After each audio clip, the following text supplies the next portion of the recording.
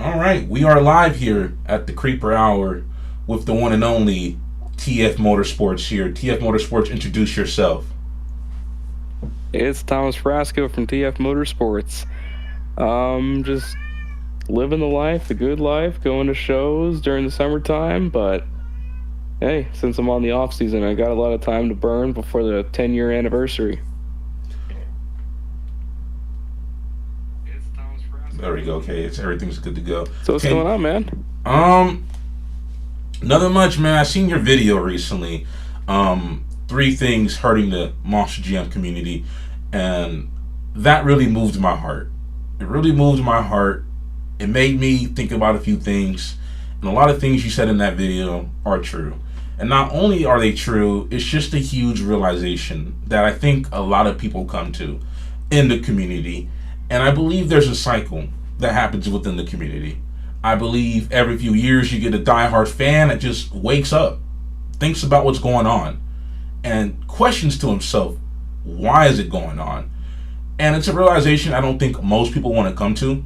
I think it's a realization that most people innately have as they get older, because you realize something here is amiss, something is wrong. And I've talked to many people, who were very big Monster Jam fans, and then the company does something that makes them wake up. And I guess this year, along with people like Reagan from Monster Truck Lord, a few fans in the fandom such as Monster Jam Fan 00, Tim Horn. Tim Horn's been awake for a while. We had people like Clear Sky who was awake for a while. And you just realize the company's not making decisions to maintain diehard fans such as yourself and people like me. So what made you want to make that video? Well, it was actually a little bit of build-up. You see, I first had an initial rant in 2023, and I gave myself like this season off just to kind of like gather my thoughts. And that video is now private because I wasn't really proud of it, because I just kept bringing up what everyone's been saying, the crush cars, the REI, like the same thing we've heard time and time again. So I said, okay, so it's really not too much of an issue. The theme song kind of got me a little mad, but I just said, all right, I'll just stick with it. So I got back, and the Superstar Challenge won me over. But then 2024 began. I started seeing more kid stuff get posted. I'm like, all right, let's just keep pushing this. 2024 was a fun season. And then we got to 2025. And then all of a sudden, new changes started to happen. The World Finals format, and then many rule changes with skills and freestyle, and it just kept piling on. And then we got to the World Finals, and yeah, that happened. But then I noticed more stuff. Like the fall series came out with the Sparkle Smash Bash. The tracks were getting flatter, and the kid appeal was a little bit more crazier than how we have been doing it the last 2 years, which still was up more than usual.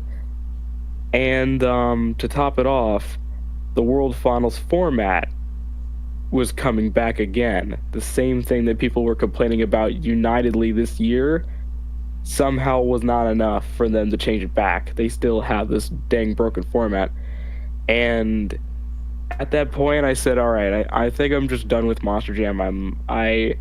If I just keep watching it, I'm just gonna get too pissed off. So if this might be my last Monster Jam video, I'm gonna have to just go out with a bang. But I'm gonna make sure I take my time with it. I want to make sure that I don't just rush it like the one video that I did back in 2023. I want to make sure that I get all my points across, but also I wanted to bring up points that are not the same thing that Tim Horn and Clear Sky said time and time again. I wanted to bring up 3 points, like three things in their topics that I felt were much more serious and that could like legitimately kill the fandom within the next few years. That being the unnecessary rule changes with normal format shows and rules, and then the kid stuff being over the top more than it's ever been in the history of Monster Jam, and the World Finals format somehow not changing. So that's what motivated me to do this, and I did research for a while on the video, and I even asked you, ArenaPod, Off Track, and several other people, hey, if you want to put in a comment at the end of the video, do so. And obviously, I added that part, which I'm really glad on, before I did that speech at the end of the video. But the last thing I wanted to say about the video is I didn't want it to just be like the other video where I just went right into it, you know? I wanted build up. And I wanted to make sure that people knew, because I remember listening to your podcast and seeing the amount of people that were complaining about this new Monster Jam and saying that they're on a dark path. I've never seen a community for Monster Jam act like this before. Like, even like 7-8 years ago, when the complaints were initially coming on during Modern Monster Jam, there were still people defending it, but now we're at a point where we're starting to see big people, big names in the community starting to say the future ain't looking good. And that is when I noticed, okay, we're in a very difficult time now, and the situation is much more serious than just a couple of cars gone. It's something that could actually drive away even a hint of a hardcore fan. And now it's only going to be just half-empty places with people with one kid. That's all I gotta say. So one thing a few things, most importantly, you said you had a video that you unlisted. When will we see that video come back out the vault, man? Like, I want to look, man. Your video was different, and that's why I like it. It wasn't just people like Clear Sky. It wasn't people like Reagan. It wasn't people like Tim Horn, who was just like, oh, no, this product is trash. And me too. My first video, I was like, this is trash. And I'm like, you know what? I can do better. I can do better than that. So I remade my video. That's why those two videos, the first two videos of Monster Jam I made, are similar. It's because I thought I could do better.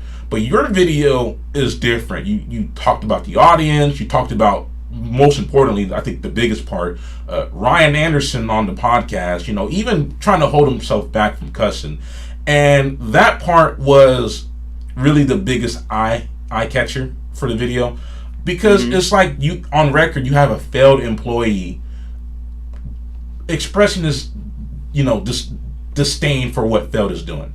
And some people be like, oh, people are always coming after Feld this, Feld that. It's like, look, people aren't coming after Feld because of misblinded hatred or disgust.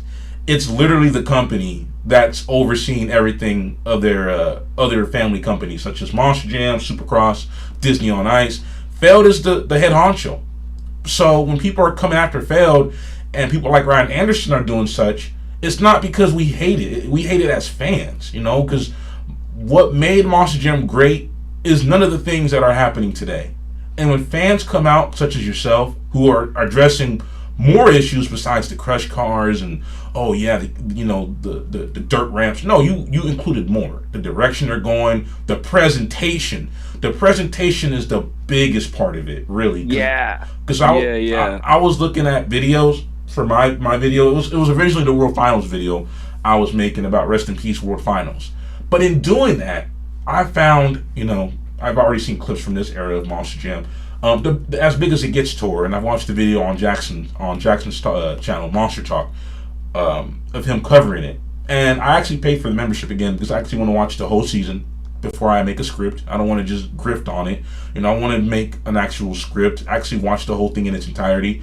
And the presentation back then was insane, even all the way up until 2020, because the clip you included in your video about Tom Mintz with David Lee, that gives me goosebumps, bro. The aura in that video alone brings the hair straight up off my arms, because the presentation of introducing your stars is something that isn't kid focused, isn't kid oriented. You can see that as a teenager, as a young kid, and you're about to see some crazy ass shit.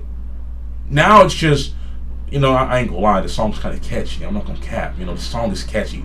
Monster Jam. Oh, sorry, guys. It's catchy, but it also lets you know, okay, guys, you're here to see. This is family fun. It's entertainment.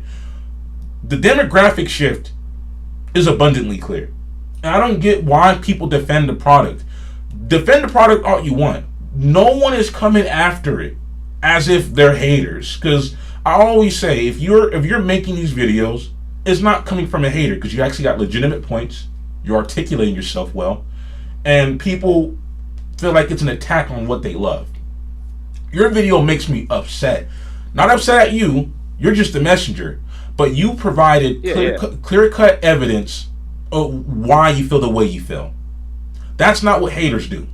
That's what passionate fans do. And your video is very powerful. It's powerful because you really highlighted issues. Drivers are expressing their frustrations.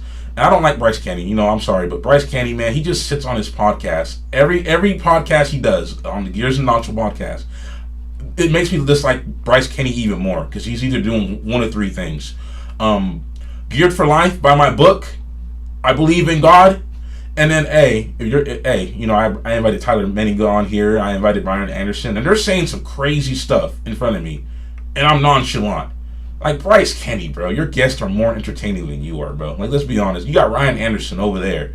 It's like, yeah, man, failed. They're not doing right by their customer. And this is Bryce Kenny's reaction. Oh, really? Like, come on, bro.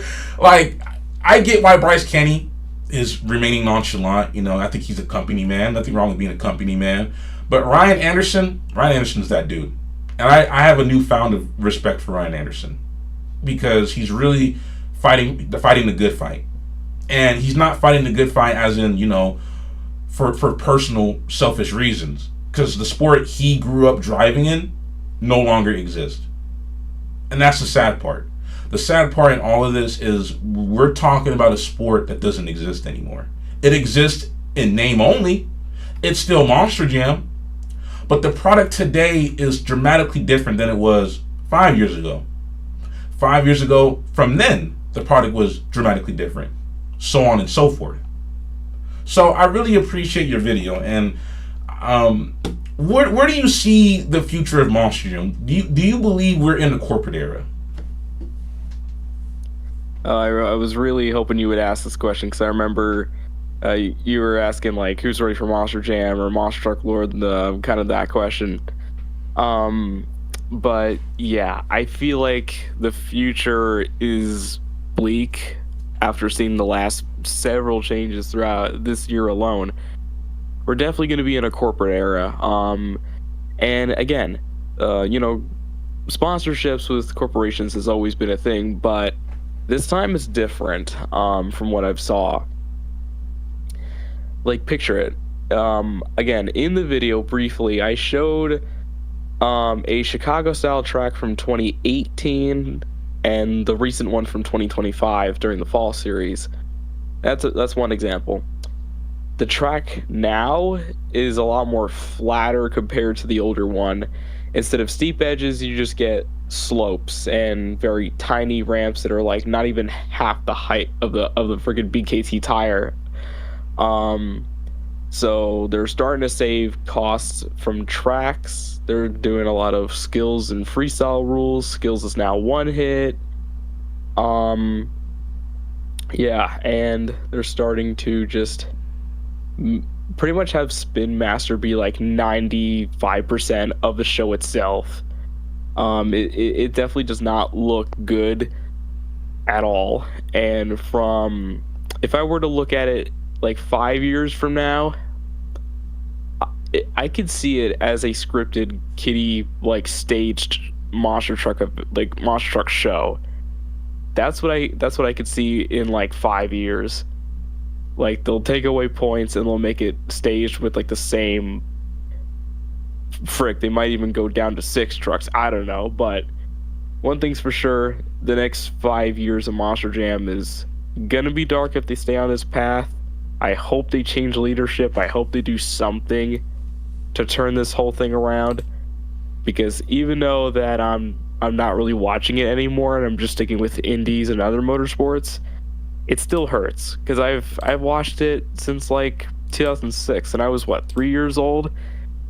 It definitely hurts to see it get to that point, and I do miss modern Monster Jam. I do miss it. 2015 to, again, it's debatable, either 2019, 2021, but I think it's by 2024 because that's when Max D retired, and that's when like the last time we saw steep ramps on a Monster Jam show. And yeah, it's quite sad that we are starting to get to this path. And yeah, I hope and I hope and pray that Monster Jam could prove me wrong. Like, I hate being right. I really do. I don't want to be that person that's just, oh, I'm glad I'm right in all this and I'm going to take all the credit. No. I hate being right, but it's just right there, you know? It's low-hanging fruit. Like, anybody anybody could see that Monster Jam is just taking their fans for granted and kind of pushing them away. You know what's a good point that Reagan actually said to me the other day? I was texting him on Instagram, and this dude said the downfall of Monster Jam isn't Monster Jam itself, it's Hot Wheels. And he broke it down. He was saying Hot Wheels is the reason that Monster Jam is changing so much, because Monster Jam is a business and they got to compete with their competitors. And Hot Wheels, you know, I had Jim Creedon tell me this too. I was at a 2 Extreme Motorsports show in late March, early April, I think it was. I forget the exact month. I think it was at the end of March. But I was asking them, where do you see 2 Extreme Motorsports going? Do you guys plan on expanding? Do you guys plan on, you know, going to stadiums? Because I was asking these questions because I really do believe Monster Jam needs more competition. But he was saying that, you know, we're good where we're at. We love the little tracks we do. We sell out every venue. But he also said that when I asked him a few questions about Monster Jam, he was saying that, you know, Hot Wheels, they sell out all their shows. And this is where Reagan's comment comes into play. He was saying that Hot Wheels sells out. They put on the most safe cookie cutter shows, and Monster Jam sees this and sees that it's working, and they're imitating it. And when he said that, I kind of agree with him, because Hot Wheels, for better or worse, is Monster Jam's biggest competition. And we see Hot Wheels, and you called it, man. You called it. You made a video months ago, earlier this year, saying that you got to be on the lookout for Hot Wheels because they're over there doing, you know, like track shows now, speedway shows. And then earlier this year, they did their first stadium show overseas in Australia. Now we are getting the first stadium show for Hot Wheels. This is good in one of two ways. Monster Jam is seeing this, and like, you know what, they might make changes, or they see what Hot Wheels is doing and says, you know what, how can we imitate that? How can we make our show safe, cookie cutter? Because I've never seen a Hot Wheels truck flip over until their Australian show recently, this past October it was. But I've never seen some of the air they got at that stadium show too. So I'm hoping their stadium show, because I think they're going to have 14 or 16 or 18 trucks. They're going to have more trucks than the Monster Jam show. And that's the crazy part. Hopefully it's not two duplicates like they had in that one show where there's two duplicates of all their trucks. I'm hoping that's not the case, because this is a sign for Monster Jam to take themselves more serious or double down on that kitty shit. I don't want to see that kitty shit. I don't want to see Hot Wheels be the reason why Monster Jam doubles down. And you made a valid point in your video, talking about, oh, their show flow is less than 2 hours now. And when you said that, it was crazy to me, because I was doing some research for my video. I said I was watching some old school freestyle runs. Damon Bradshaw's Air Force Afterburner freestyle run at World Finals 10 was 4 minutes long. 4 minutes long. You can't go past 2 minutes anymore. Like Ryan Anderson said, hey, after 2 minutes, you're done. They shut you off. That's what made Monster Jam feel special back in the day. Trucks going longer. It's not scripted. Like, it's feeling more scripted as time goes on. And by scripted, I don't mean like, okay, we know who wins, whatnot, blase, blase. What I mean is, everyone here gets 2 minutes, okay, guys? You get 2 minutes. Fuck the fans. You need to hurry up, make as much money. And this is why I don't like when fans defend this shit. You guys are defending a product that's literally trying to rush you out the door. That's literally just, okay, we're going to charge you more money for your tickets. We're going to charge you more money for your World Finals ticket. And the only reason why they moved high jump and two wheel skills, in my opinion, to day one, the qualifying day, is because, okay, we're going to have this show be less than 3 hours here. And then we're going to have day one racing and freestyle, 14 trucks per competition, 2 minutes each. You know, a race is going to last a minute. Freestyle is going to last 2. This product is trying to rush you out the door. Back in the day, when you had Damon Bradshaw, Gravedigger the Legend, Adam Anderson freestyling, some of these drivers would go over 2 minutes. And there are people that swear up and down that this is the best era of Monster Jam. And you're doing a disservice to yourself as a fan. We're not saying this because you shouldn't be a fan. I love Monster Jam. I always have love for Monster Jam. And even though I don't like the current product, I find enjoyment in it. And we're not here trying to shame people for liking modern Monster Jam. But please stop defending it. Stop defending corporatism.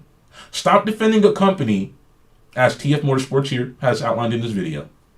Show flow is 2 hours and less. More money for your ticket, and you get less for your ticket. You get less entertainment. Two wheel skills, that competition took forever. Let's remove one move. Yeah, that'll do it. That'll make the show flow get faster. You know, that might actually make the show an hour and a half. Houston in this past fall series was terrible. I think it was Houston. Houston was one of the worst Monster Jam shows I've ever seen in my life. And the only reason why you guys got an encore, was because the show was that bad. It wasn't because we want to thank the fans. It's not because, you know, you guys kept us in business through COVID, kept us in business in the late 2020s or the mid 2020s. It's because 5 trucks couldn't make it back. So we had to give you guys something. And that's why your video kind of upset me, because it's reaffirming my beliefs. And I know you're a very humble dude, bro. You're a very humble dude, because you're saying you don't want to be right. I feel the same way. I don't want to be right either. I don't want to be right because you being right means it's a net loss for the whole fandom in general. Us being right means the worst situation has come to be. And we don't want that. Because when you're a fan, at the end of the day, if you're being honest with yourself and you're telling the community this is what's going on with the company and this is how I feel, and please don't take it as bashing, and you outline your reasons. I think your video was very concise. I think it was straight to the point. You got fandom feedback. You got people like Off Track, Arena Pod, and me, who came in and gave our thoughts, and everyone gave thoughtful solutions. But the problem is they're not going to listen to us. They want to milk us out of our money, my bad, get the show flow, wrap it up, and move on to the next city. And I think it's a huge disservice to defend that company. You can like it, guys. You can like it. But it's a huge disservice to say that this is the greatest era of all time. No, this is the corporate era. This is the corporate era. How can we make this show go faster and give the fans bare minimum while at the same time keeping them entertained? And your video, bro, has woken me up. It's a really passionate video, and I really love it, bro. And I think you did a great job outlining many things. Hey, thank you. And yeah, it was just something that just built up over time, for a couple years. And I saw the problem progressively get worse and worse and worse. And I also made sure, of course, that I needed to, you know, bring up reasons of why, you know, this is this. Like I didn't just say the things that I had to say that I knew. I had things to back me up, whether there was clips like Ryan Anderson with the one thing of his opinion, the World Finals format with the comments. But my biggest thing was definitely the kid stuff. I want to talk about that one here for a second. Go ahead, brother. I really wanted to lean into that one because that one was like my first initial problem of like why in 2023 I took a little break because the kid stuff was starting to get to a crazy point, but it turned out 2 years later, 2025, after the season it got much worse. And I wanted to make sure that I got every point in. Like there was let's see. So from that video I added like examples like people these days have Crash Course, and that's behind the scenes of like an event, but that's all for kids. But meanwhile, 20 years ago, we had All Access, which was a DVD behind the scenes of the World Finals, which was, there was like no script or anything. It was just them showcasing what was going on. There was some interviews, but a lot of times they just showed things, and it was just natural. There wasn't any kid sound effects. There wasn't any wacky, bullshit. And then when we got to the presentation of the show, yeah, nowadays it's really dimmed down, and there's that theme song. And when they have the one part of the theme song, I didn't bring this up in the video, but when it literally when she says, "When I say monster, you say jam," it just reminds me of like a show from fucking Disney Junior, you know? Like, come on. What was that other fucking show? There was another show that was from some other kid channel. It had like a square or whatever. I remember watching this when I was like 5 years old. What was it called? It was a show that involved some sort of yellow creature thing dancing. I don't know what it was. But it's been Dora? that fucking long. But I do remember that one part. When I say blank, you say blank. All right, stop reminding me of that. Anyway, but then the main thing was recently, this year specifically, I started to hear comments saying that Monster Jam was always for kids. Have you been getting that argument recently? Oh my god, bro. They only say that to shield criticism from Monster Jam because in a sense, yeah, it's always been kid centric, but it's not always been kid themed because you did a good job providing evidence. Like the intros, like when you see Tom Mintz coming out on the Teletron, that's not kid centric. And when I was doing research, even a video I sent you this morning about the intros for 2019 in Arizona. What intro? When you look at that intro, do you think of anything kid centric, or is it an intro that presents Monster Jam as a sport? And when I went to Monster Jam 2019, they never had segments where they would stop the show and then, hey, we're gonna put 3 helmets on the Teletron here, and then another segment they do is the little helmet thing now. When you went to Monster Jam in 2019, 2020, before the pandemic happened, that was never the case. Never the case. When I went to Oakland in 2020, that wasn't even on the screen, man. It was just motorsports, And if ever there's 2 segments of the community. There's ones who say it's always been for kids. To a degree, there's some truth in that. But then there's people who say they're focusing too much into the kids, and both arguments are valid. But when you say it's for kids, they're not saying it as if the presentation of it. They're saying that when you go to a show, there's a lot of kids. That's true. But they never ever explicitly leaned into that demographic. When I showed you the intros for the As Big as It Gets tour for 2014 earlier in your Discord server, the intros don't make it seem like it's for kids, bro. Okay, here's what's his name? Here's Dennis Anderson. Here he is on the Teletron, and here he is coming onto the track. Here's Tom Mintz and Maximum Destruction. Here he is coming onto the track. And then the rest of the trucks come onto the floor. Then you have fireworks going off. What does that show that it shows just for kids? I'll wait. You can't watch that intro and say this is made for kids. No, it's made for motorsports fans. And when you watch the Fox Sport 1 days, when you watch the Speed Days, the presentation on the Speed Channel was like, okay, this is for general audience members. And for general audience members, what that means is kids, families, adults, teenagers. But when you watch the show, it was never presented as kiddie shit.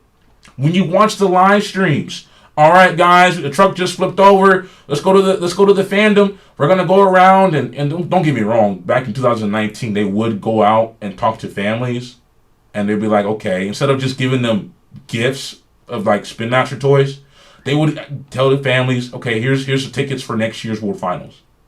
Right? They don't do that no more. They didn't even do that this past World Finals. Not that I know of. I never seen. I was there. I could be wrong, but they never explicitly went to the stadium show, or not show, but stands, and gave a family tickets to next year's World Finals. They did that in 2019 at Florida.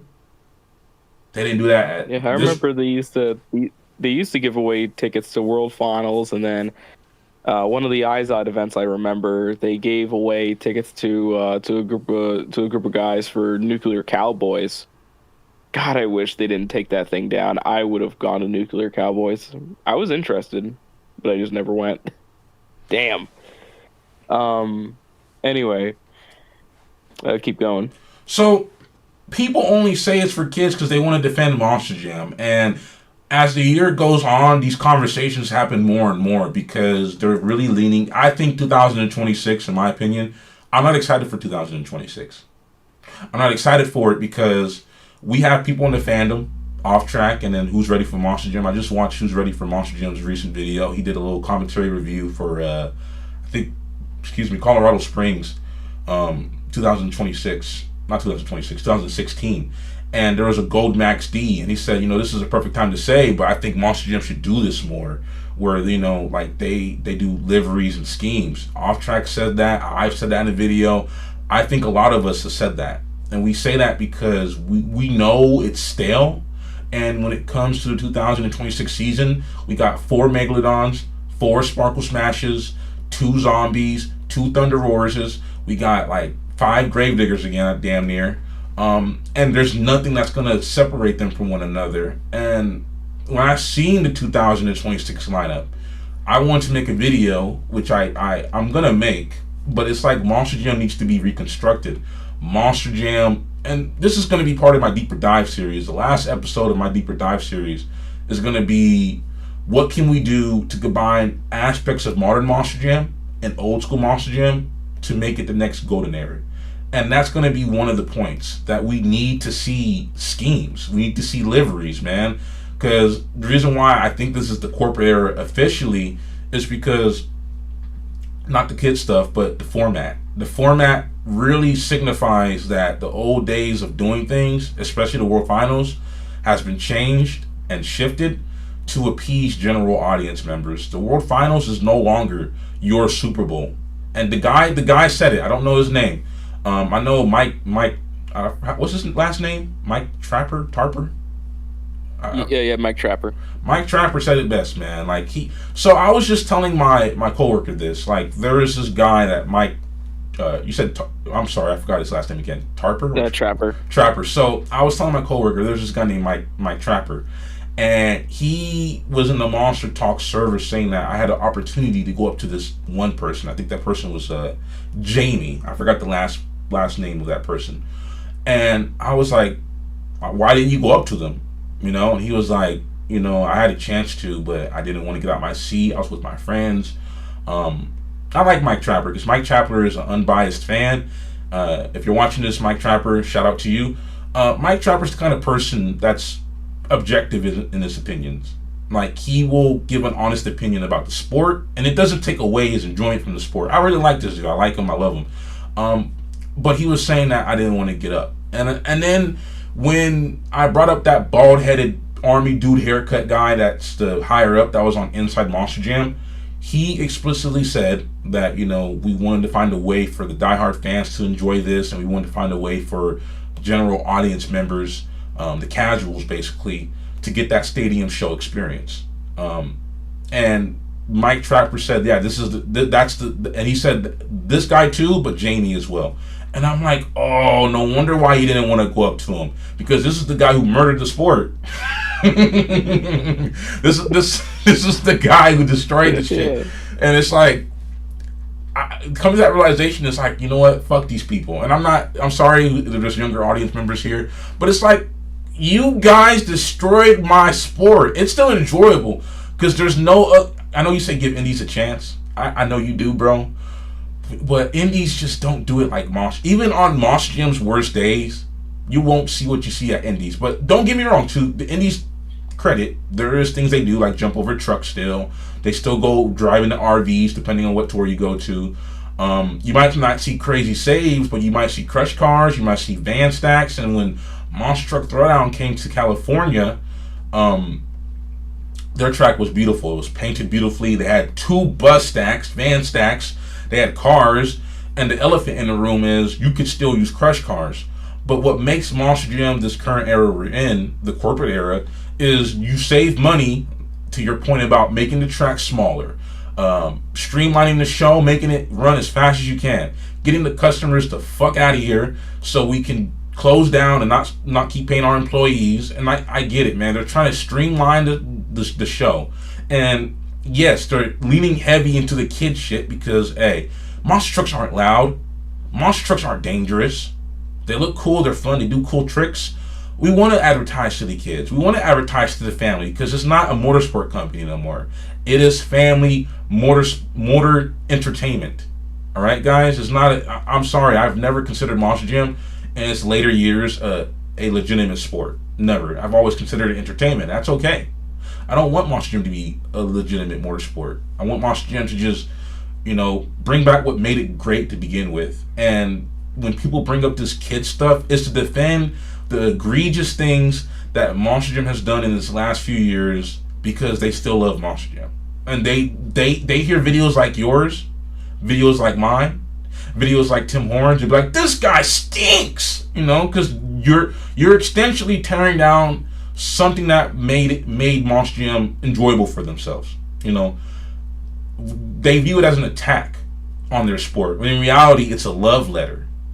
It's not meant to be taken as, this guy's just a hater, how dare you. And that's why your video is so good, because you presented it in a way that, guys, this is coming from someone who loved it, someone who's watched it, and here's the evidence of it.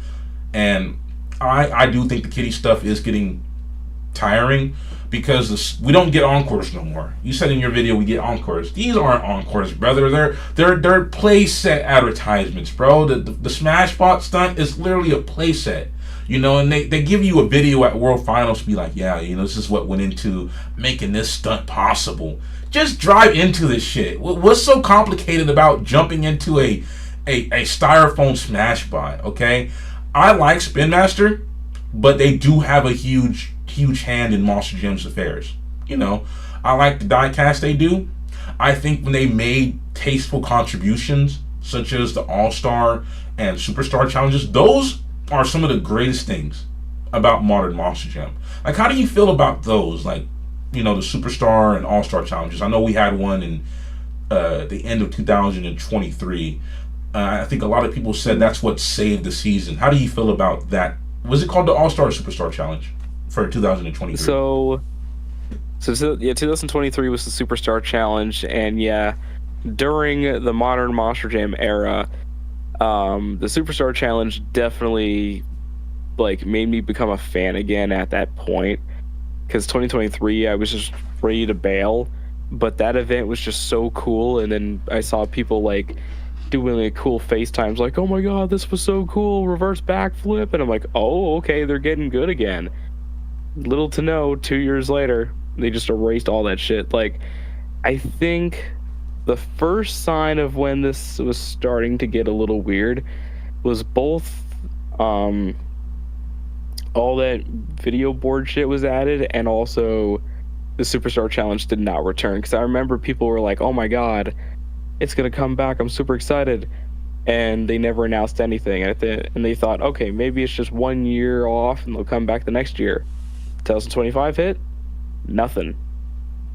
The one saving grace of Monster Jam, with a very unique event, gone immediately after just one event. That's what sucks. I was one of those fans that were like, I got back in. So 2024, they came to San Francisco. Um, was it San Francisco? Yeah, so 2024. They came. I went, and I was waiting for them to announce the location of the All Star Superstar Challenge, and I was disappointed. And I think I had the same experience in 2023 when I went, not 2023, when I went to SoFi. I was like, all right, they're gonna announce the, man. Who is this guy spamming in my chat, bro? What are you doing? My bad. But I was waiting for them to announce the All Star Superstar Challenge. I'm like, all right, when are they gonna announce it? They never announced it, because I do think that's one of Monster Jam's saving grace. Because I went to the one in Las Vegas. That was my first and only time at Sam Boyd Stadium before they closed it down, and I went, and it was a great event. You know, it was a beautiful event. The track had many crush cars, buses. It was amazing, and they took it away for a few years. All right, and then they brought it back. Nitro Neon.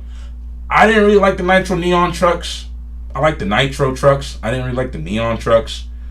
And it's kind of upsetting that one of the very great elements of what made modern Monster Jam great, they just stripped it away. And I think it's because of money, bro. Because, okay, these challenges aren't doing good.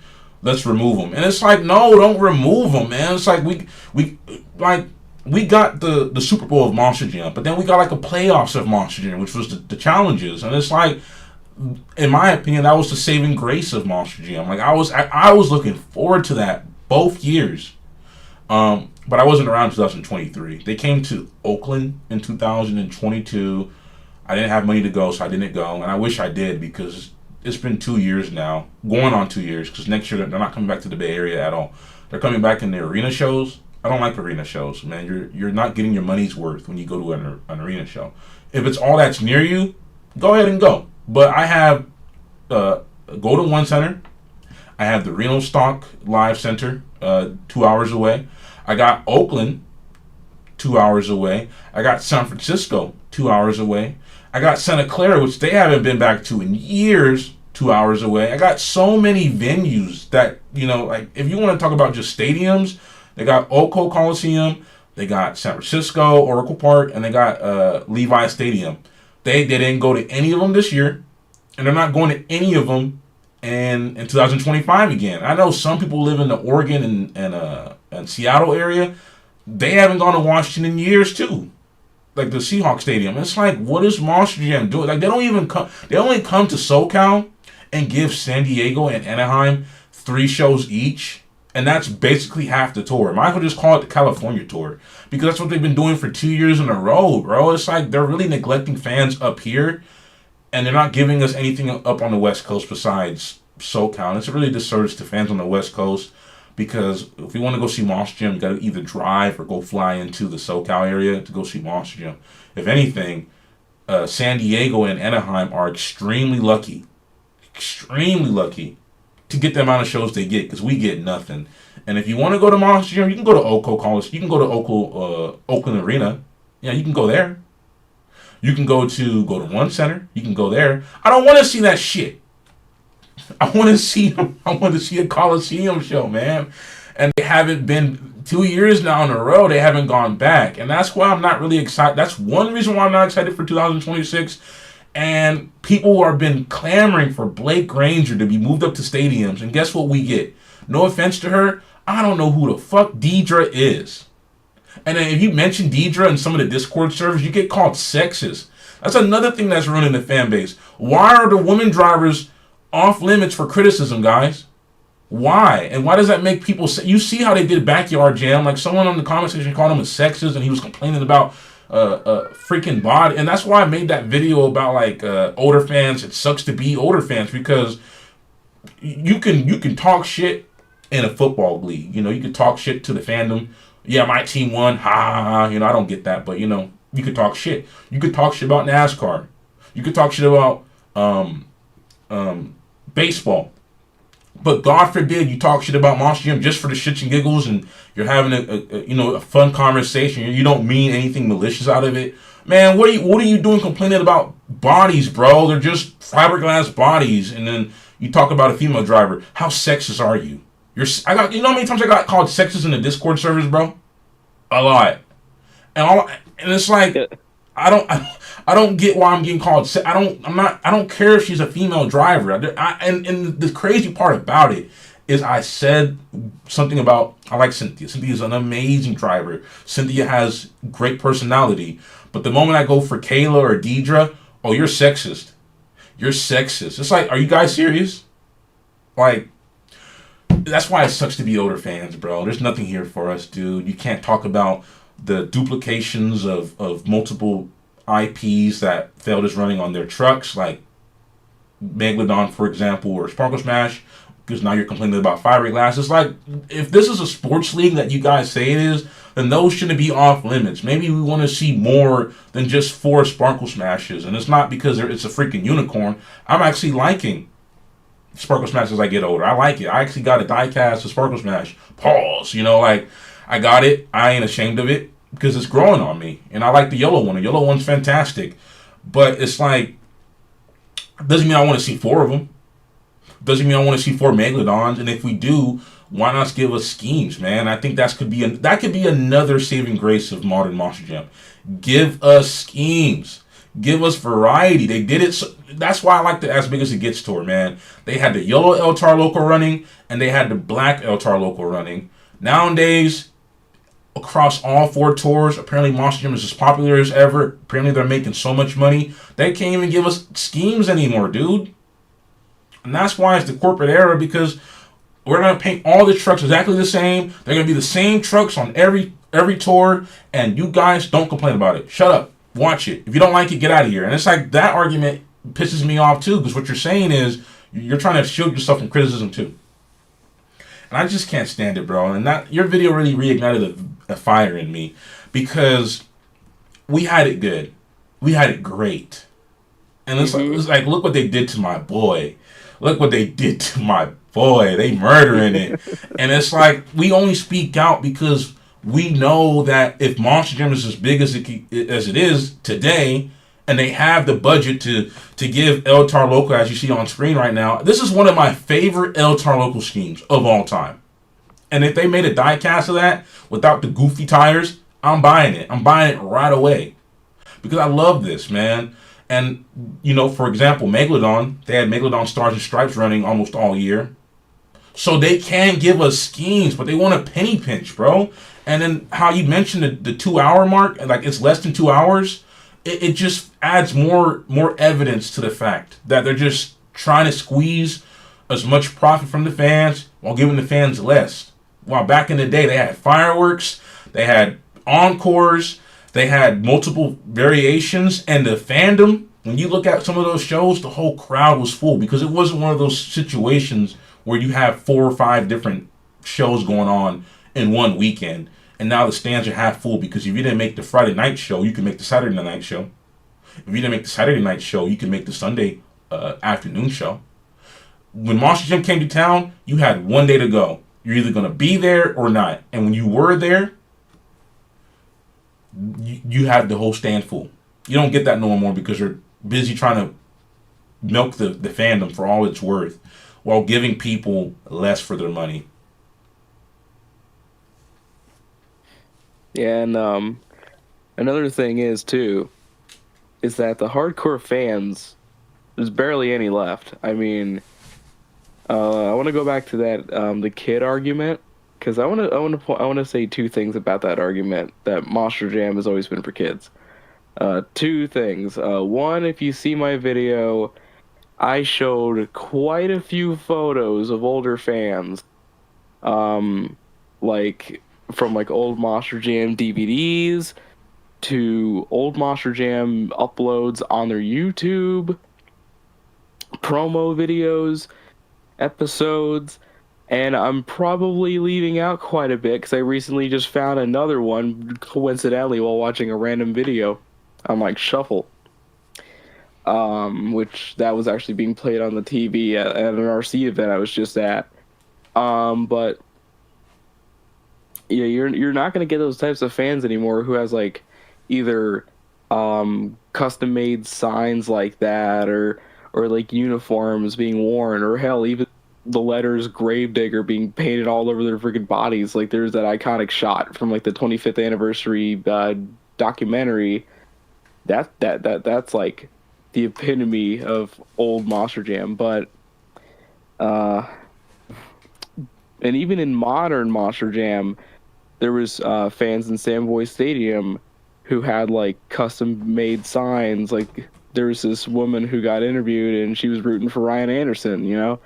And you had this other person who had a custom made Max D mask. You know, like you're not going to get those fans anymore. But that was proof that it was for everyone at one point. And also for the people who are saying Monster Jam's always been for kids while you're watching, well, this considers you too, you know? Like whoever says that and tries to say that to shield criticism, they should look in the mirror and look at their date of birth and realize you're in that group and now you have to join me in leaving. Like, how stupid can you be in that situation? That's something I said on my little Instagram story last night was, like, because I was talking about Skibby Toilet, and I know a lot of people are gonna get turned off by this. I don't care what you like. You can like Modern Monster Jam. You can like Skibby Toilet. Don't take shame in what you're liking. I don't even shame people for liking Modern Monster Jam. But you're correct when you say that, if you're saying Modern Monster Jam is for kids, why are you watching it? And that's true. It's like it's kind of like a ad hominem. It's kind of like a oxymoron because you're saying it's for kids.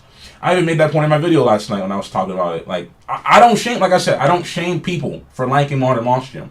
I don't shame people for liking things like Skibby Toilet. I don't. But when I don't say, oh yeah, it's for kids. Why are you watching it, bro? Like that's a very good point. Why are you watching it?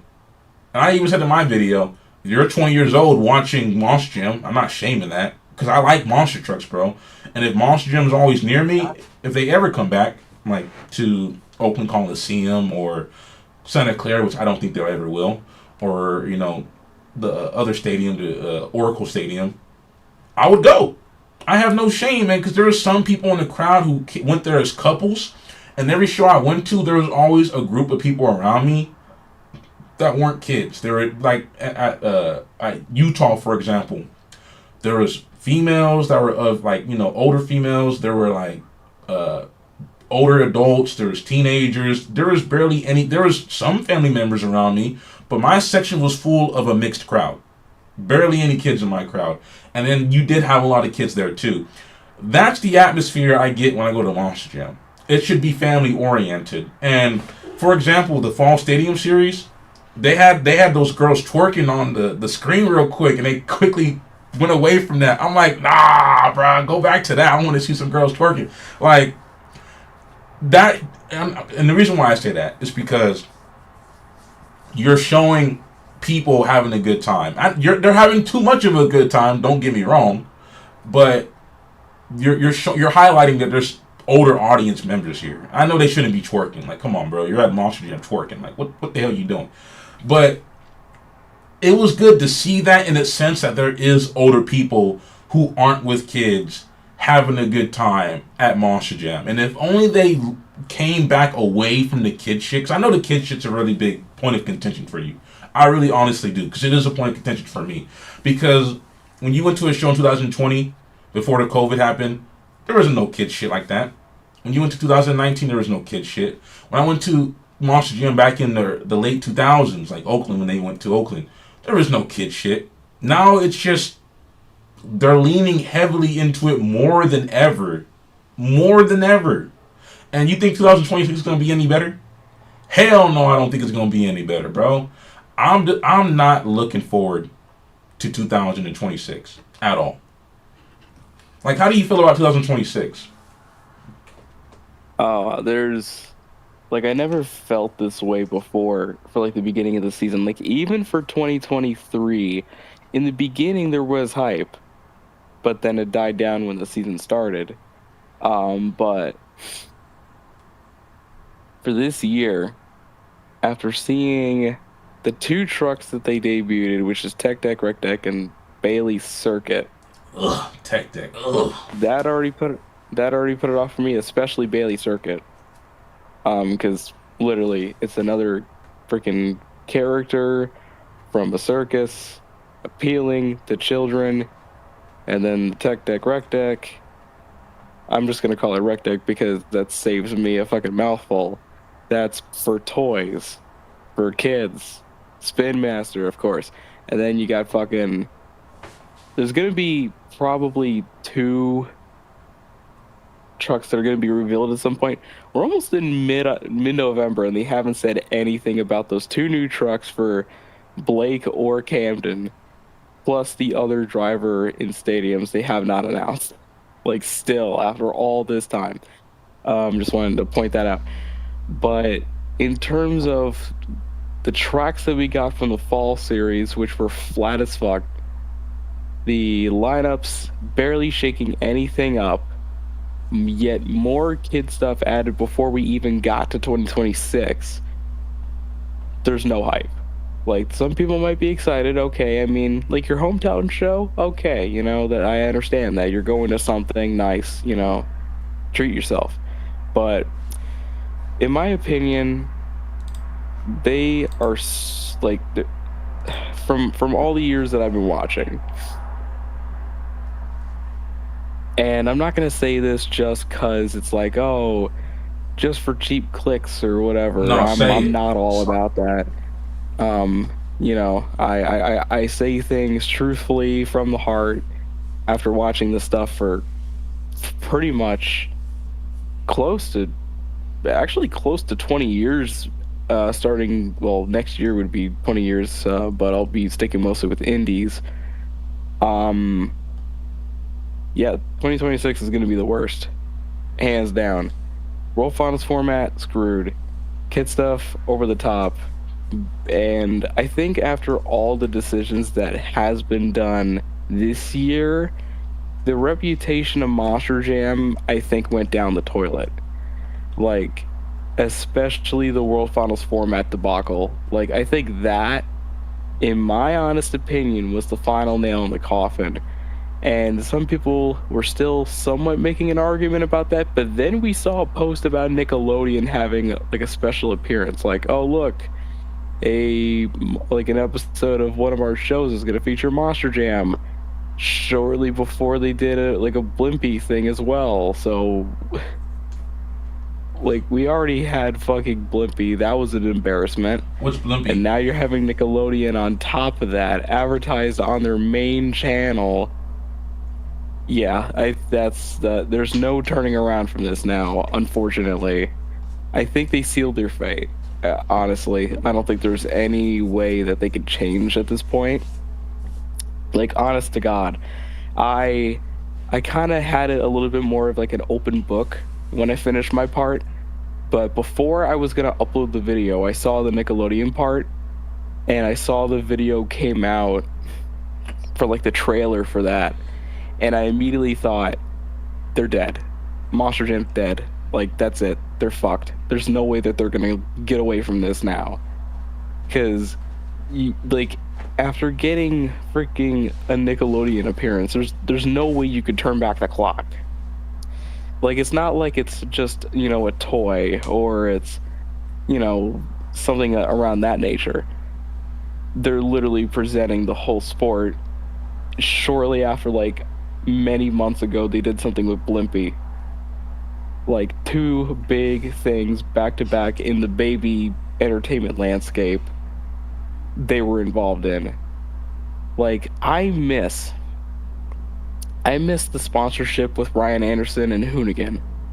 I miss that so freaking much, because that was so cool.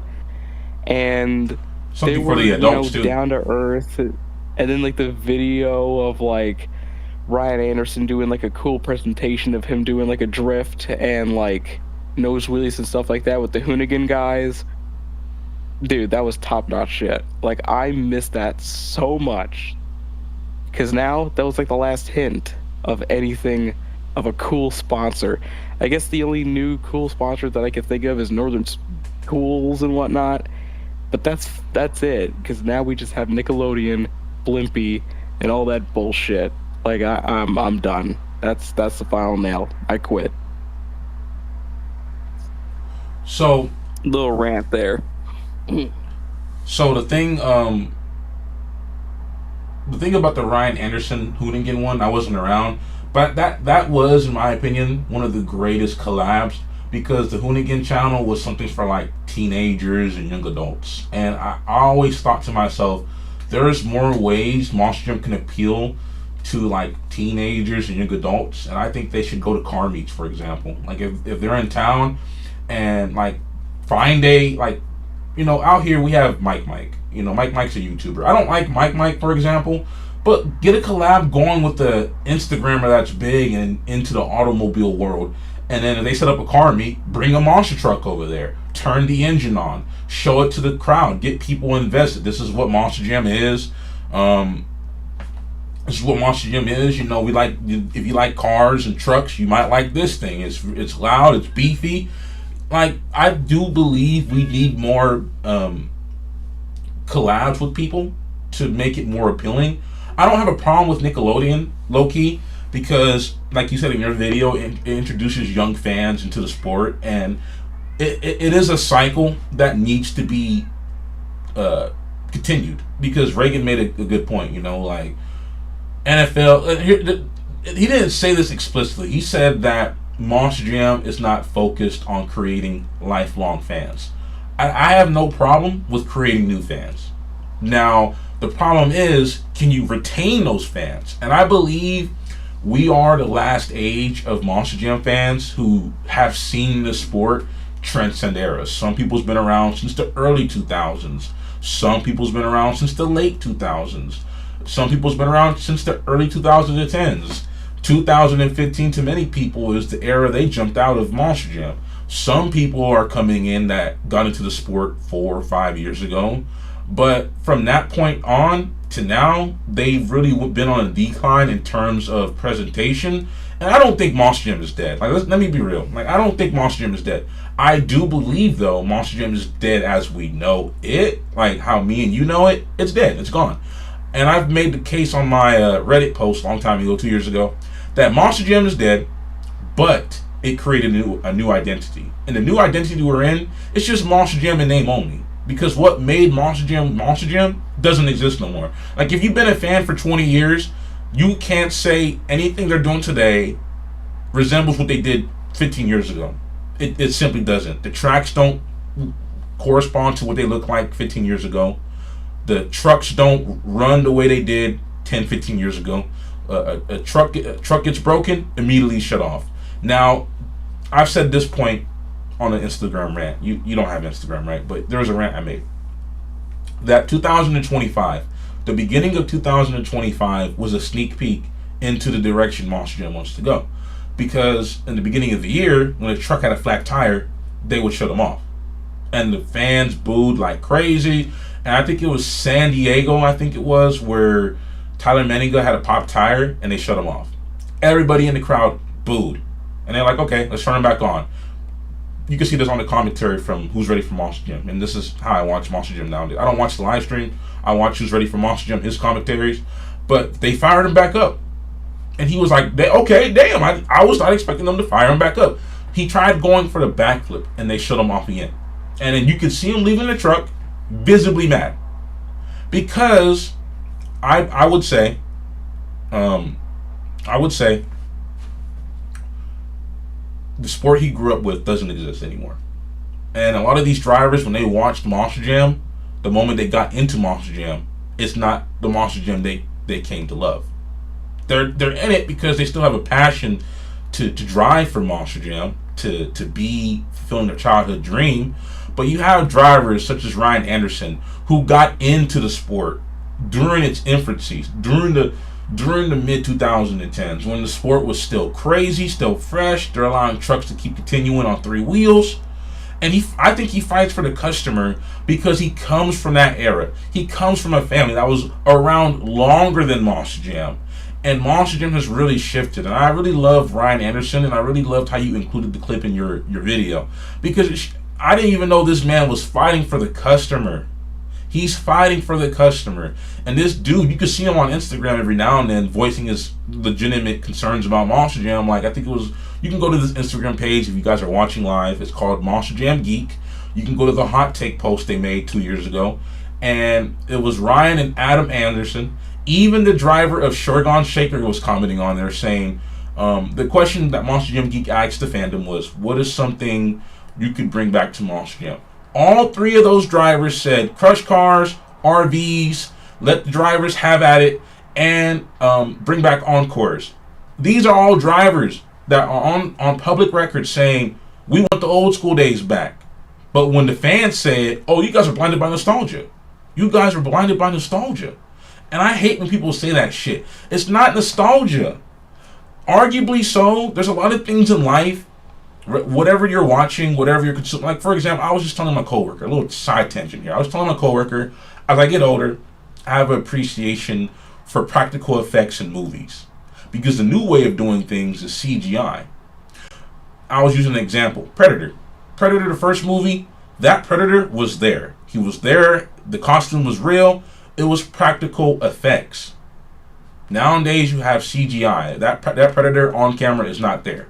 There was passion, there was love, and there was more creative process behind making movies back in the day. Monster Jam is the same way. Some people might say CGI is the way.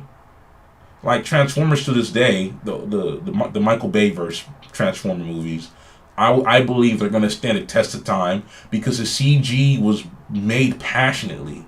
And the CG was the first priority. Some movies don't even have that level of CG. So when you watch Transformers like from 2007, 2009, and 2011, it still holds up perfectly because the CGI in that movie is immaculate. Now when it comes to Monster Jam, there is one era. Like I'm gonna say a hot take for you guys. I don't believe 2007 to 2011 is my golden era. That's the era of Monster Jam I watched. But as I was doing research for my video about the Path, not Path of Destruction tour, the As Big as It Gets tour, and a video for World Finals, I was like, you know what? Look at this track they're building for World Finals 15. It was a World Finals 15 video of them building the track. Stuff like that is cool because you could be an older audience member and see the workings of how a Monster Jam track is built. You could be a kid and be like, wow, look how cool that is. Look how big the track is. And then some people might say, that's nostalgia. I don't think that's nostalgia. They don't even do stuff like that no more. They don't show you time lapses. They don't show you the tracks being built. They don't tell you what goes into it no more.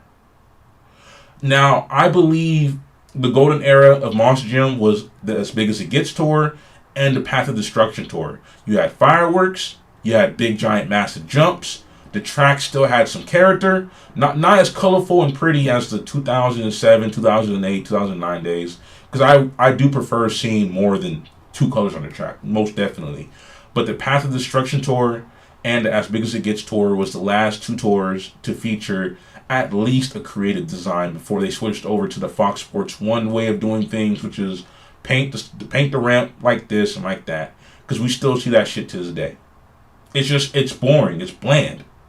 I don't think it's nostalgia to just simply point out that, hey, this was a better way of doing things. Because for the last decade, since 2015, the tracks have been boring. At least 2014 and 13 had effort in it where it's not just a basic color of just, okay, you're red and yellow, that's it. No, it's red and yellow flames. And then for the Path of Destruction tour is red and yellow, like weird design, gooey lookingness, whatever you call it. And then for the As Big as It Gets tour, it was the same thing, but just different colors. That's not nostalgia, man. Sometimes it's not nostalgia. Sometimes it was just a better way of doing things. Because nowadays, since 2015, it's just two colored tracks. I mean, World Finals, I think it was World Finals 13 was the first year they... Was it World... Yeah, it was World Finals 13 was the first year where it was just two colored tracks. World Finals 12, I think, I could be wrong because I was reading the Wikipedia on the Monster Truck Wiki. that there was a particular World Finals, which was the last World Finals to have more than two colors. I do appreciate the colors of yesteryear, 100%. I want them back. But don't tell me it's nostalgia. Don't tell me that, because we've been seeing for the last 5 years at World Finals, especially since Orlando, red and blue, red and blue, red and blue, red and blue. Like, come on, man, do something different, please, man. Like if you're an old school fan, it hurts. It hurts because you know they can do better, and then when you point it out, hey, bro, you're just blinded by nostalgia. Hell no, it's not nostalgia. You tripping, bro. You tripping. And it's tiring that people keep defending this, man. Like, it's not people hating the sport. It's just we've seen, especially Francisco here, he's been watching the sport longer than I have. He's seen the shit change so many times. And yeah, there's nothing wrong with change if it's for the better. But we have regressed. We are regressing in Monster Jam. And I don't like that. And I will watch it because I love monster trucks. But it's like we had the fandom on your video. We had Off Track. We had Arena Pod. They made tasteful suggestions to make it better. In some people's eyes, those might be, oh, you're just blinded by nostalgia. No, those are things that would make the sport great again, even better than what we see today. That's the end of my side tangent. My bad. Yeah, but yeah, it's just crazy we're bringing up all this stuff, and but thinking about it though, before it seemed like we could maybe change it, but honestly there's a reason why I went and did my video, and I'm not really going to do another one like that anymore, or really not like any other Monster Jam video like dedicated. Is because they're not going to listen, because again, that World Finals format was like the ultimate confirming of that. And again, it's not like all the other situations that happened like countless times beforehand. There was many different changes that people debated on. Some people didn't like it, some people didn't mind it, and it was always split. You never really got to see the whole field of people really come together until that World Finals format came out. Like, I remember me, Mike Trapper, and several other people were like going through comments on all sorts of different platforms. We were gathering comments, we were looking, and we were counting how many there were. It was a lot. And then my good buddy, old school fan Patrick, he made a video and he showed comments that he found too, and it's just like, whoa, like, it was unlike any sort of backlash I've ever seen ever in Monster Jam ever. Like, there was never a point where we were that united. And you think after all that they would listen. They decided not to, and now that's it. And I mean, you it's always good to hear people, say the truth, like Creeper, like your videos are great. You're speaking the truth and you're speaking from the heart.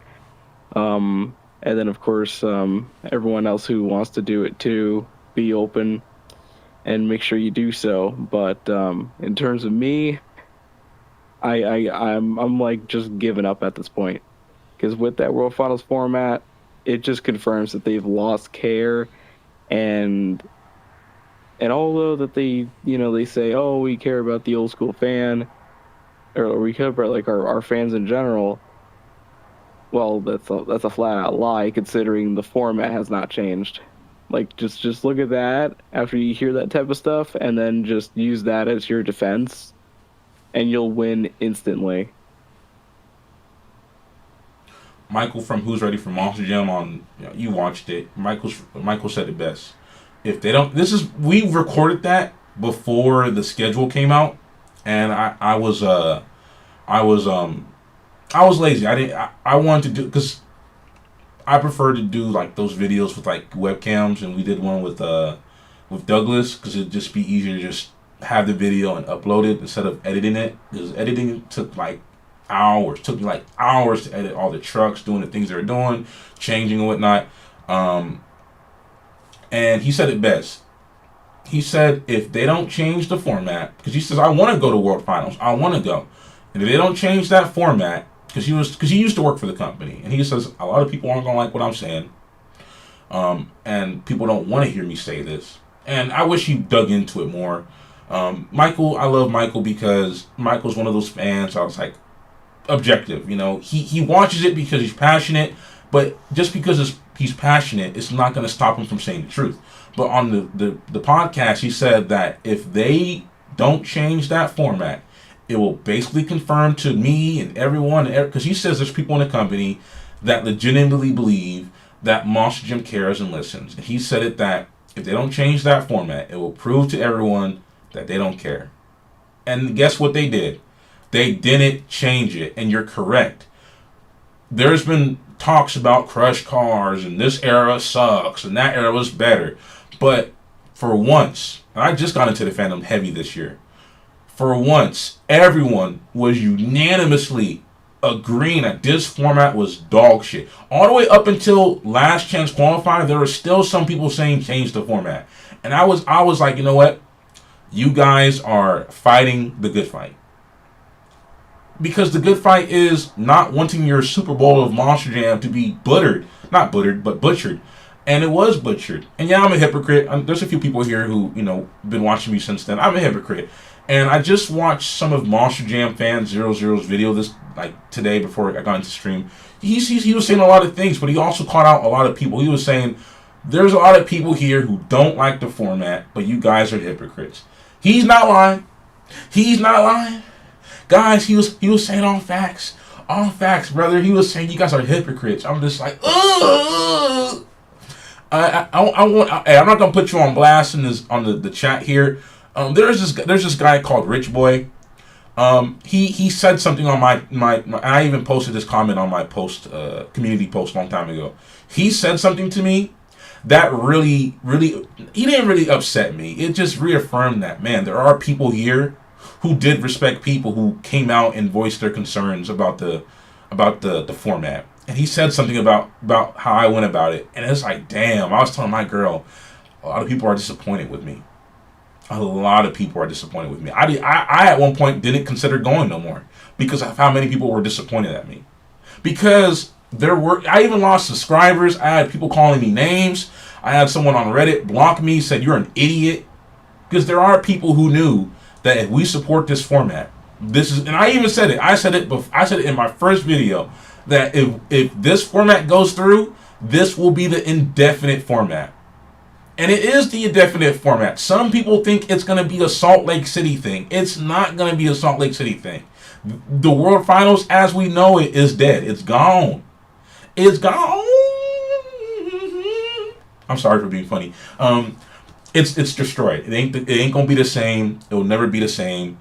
And it's pretty unfortunate. I'll still love Monster Jam, but you're right, they're not gonna listen to us. And the ultimate confirmation, you said, Michael said, is this is it. If they don't change it, they don't care. And you're right. The dude who came on to the Inside Monster Jam podcast, he said, yeah, we want to give people that stadium show experience. This is not an all-star challenge. This is not a superstar challenge. This is World Finals. You basically combined elements of World Finals and the All-Star Challenge and made it one. This is not even, to me, it will never be World Finals. It's World Finals in name only. Because what made it the World Finals is no longer here. And that's the ultimate, it's a slap in the face.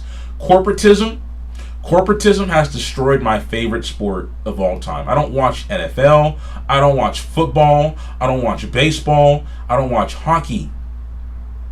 And corporatism destroyed my sport as I know it. And it's still fun. It's still enjoyable.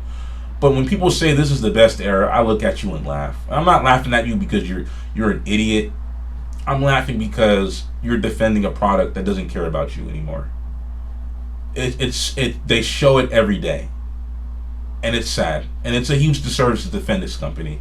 And just because we're ragging on it, it doesn't mean we're ragging on it because, yeah, me and TF were big haters. Yeah. Put F in the chat right now because you're a hater. No, we're saying it because we know Monster Jam could be better.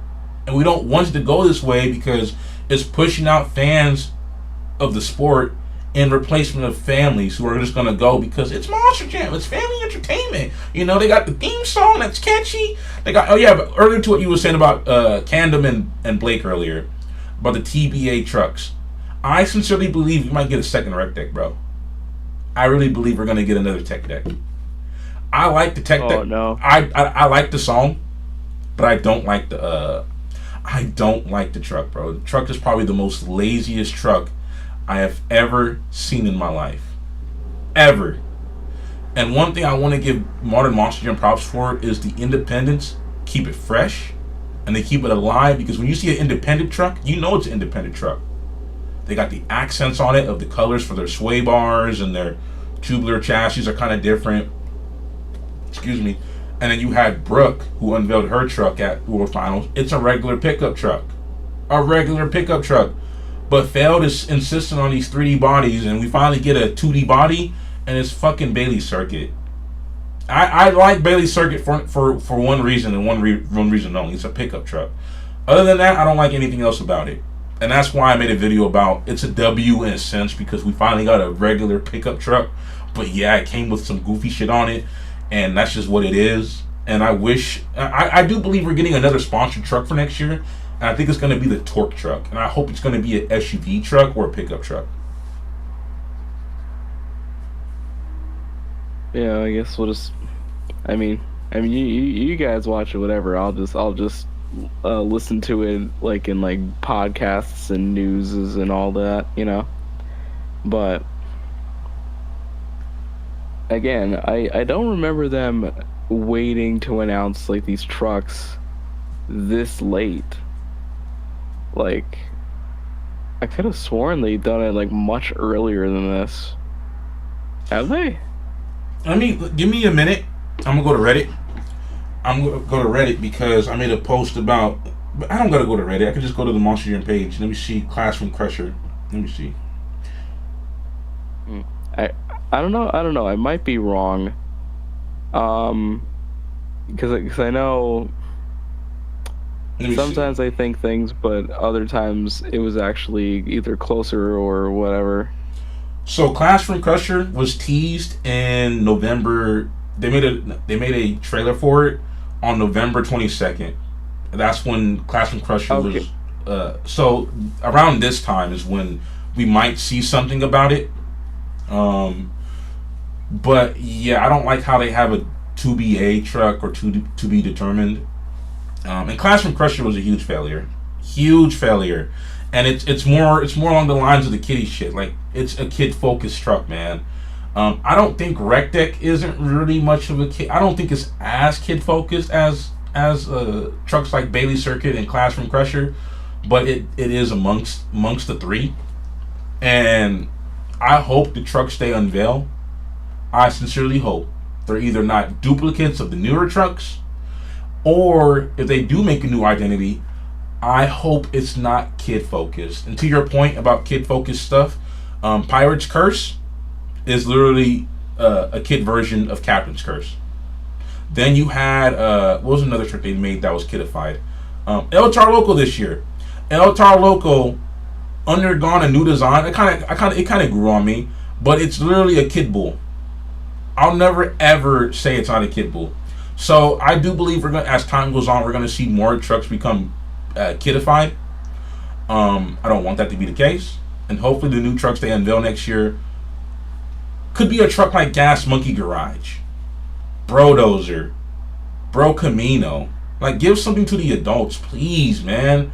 Please, man. I don't want to see a fourth truck be unveiled, and guess what? Oh, it's Bailey Circuit's cousin, Bailey Herkett. Bailey Herkett. Like, come on, man. Like, yeah. So Rich Boy over here said Digatron was also announced the November before it debuted. So yeah. Okay. So I do think we'll get an announcement here before the end of the month, and hopefully I'm crossing my. If it's another kid focused identity, Like I like Candom. I didn't even go up to the truck at all. I like Cynthia. I didn't go up to the truck at all. You know, I only went up to Jim Kohler. And I only went up to Jim Kohler's son, Chris Kohler, at the World Finals, and that was it. That was it. I didn't get any other signatures, man, because there isn't much personalities that stick out to me. Like I like Cynthia, and maybe I'll get a picture of her because I think Cynthia is one of the greatest personalities and one of the greatest female drivers of all time. Like I want to ask you a few questions about the drivers. What's one favorite driver from this era, the modern era, that you resonate with or like?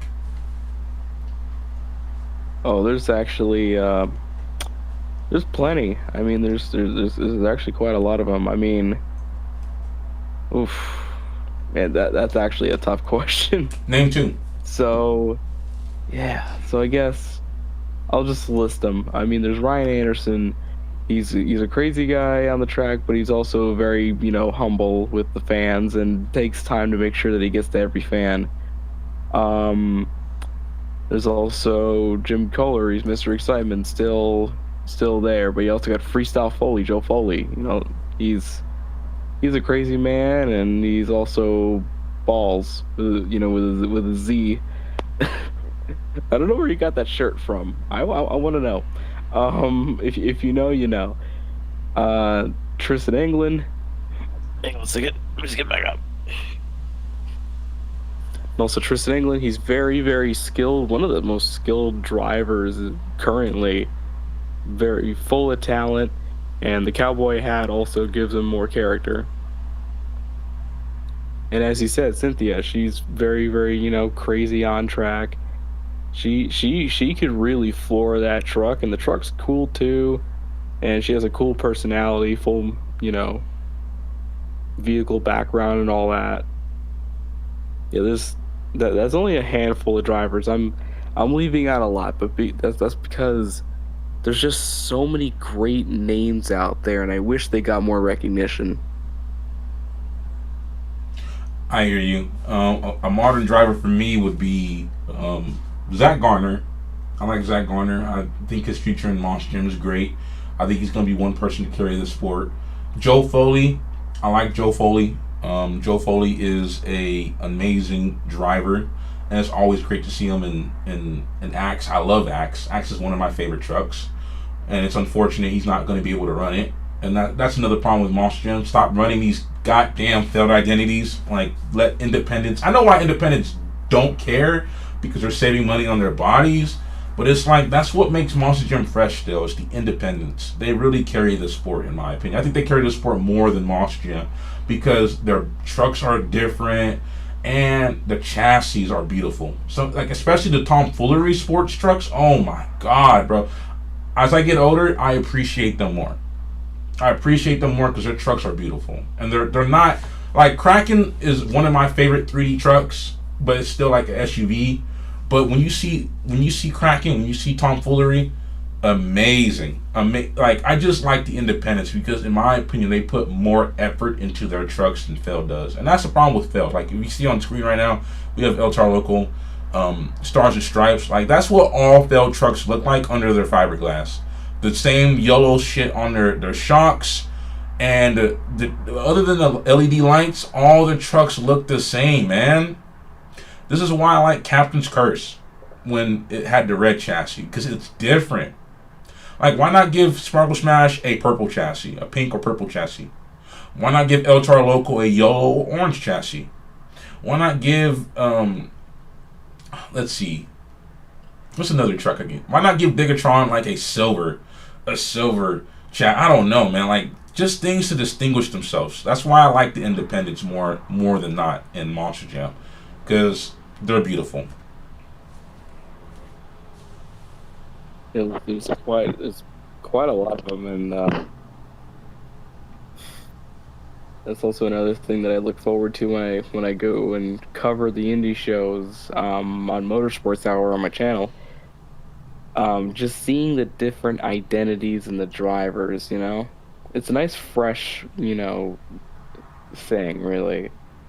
And definitely, I do agree with the drivers practically carrying a good portion of Monster Jam. But question is for because they're hiring all these different drivers and they're training them at the university. Now I'm actually starting to wonder, how long do you think this is gonna last? I don't think Monster Jam will ever die because they still have a they still have that name recognition. But your point about Monster Jam University, I know how people say this level of competition is great, but honestly, that's what kills it. Because when everyone's good, it's just like it makes it boring if you get what I'm saying.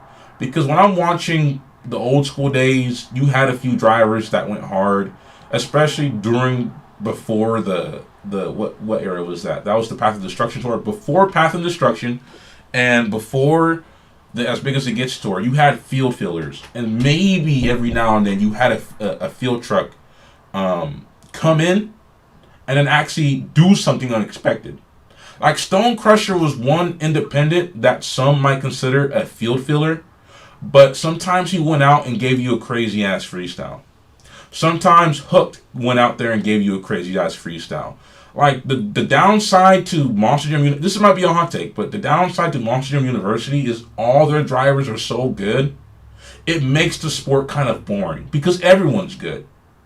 Like sometimes you do need a boring run here and there to get you hyped for a crazy run. And then sometimes you might see Ryan Anderson come out and break. You might see Digatron come out and break. Those are increasingly rare, but when everyone's good, nobody is bad. And that kind of makes the show just like, to me, kind of boring because you don't have those unexpected drivers that come out. And I think that's one thing that will kill modern Monster Jam is everyone's too good for their own benefit. Like it's good to see someone come down and let you down. So, like for example, Armando Castro. When I was at SoFi, I did not record his run at all. I was not expecting him to do what he did. That's the kind of moment you need more of in Monster Jam. That you need to have someone that you don't think is going to do something crazy. And when they do, you're like, damn, I missed out. Damn, fuck, like, I can't believe it. You need more of that. But the problem with University is everyone's too good. Everyone's too good. Like, there's nothing for the most part that makes them stand out anymore. So I think that as time goes on, it's going to get boring.